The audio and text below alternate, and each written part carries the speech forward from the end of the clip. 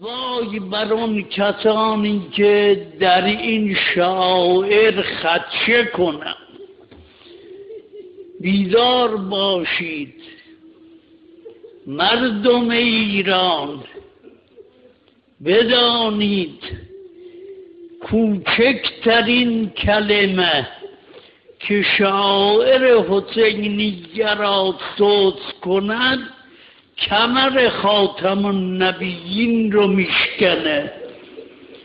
این عزاداری ها، این سینه زنی ها، این زنجیر زنی ها باید به حد اعلا حفظ بشه.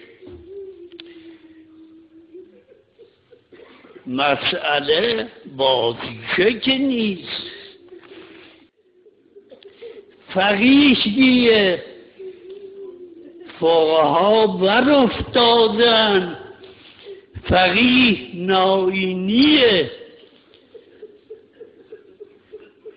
فقیه بروجردیه، فقیه حائریه، فقیه اینانند که میگویند سینه بزنید، زنجیر بزنید، خون هم جاری بشه.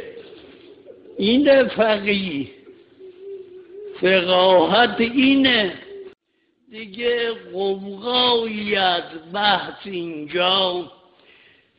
محقق ناینی همون فهلی که اون فهل کسیه که افتخار فقهای بزرگ اینه که دقایق لباس مشکوک او را بفهمند.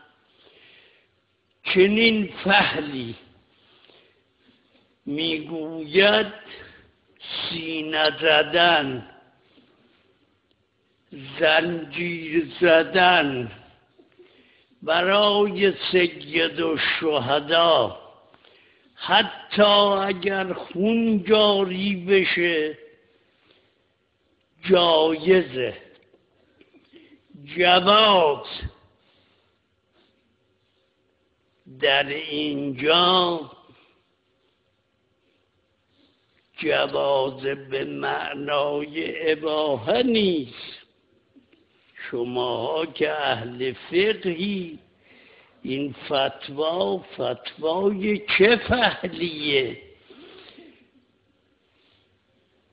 بعد که این فتوا رو صادر میکنه اعاظم مذهب،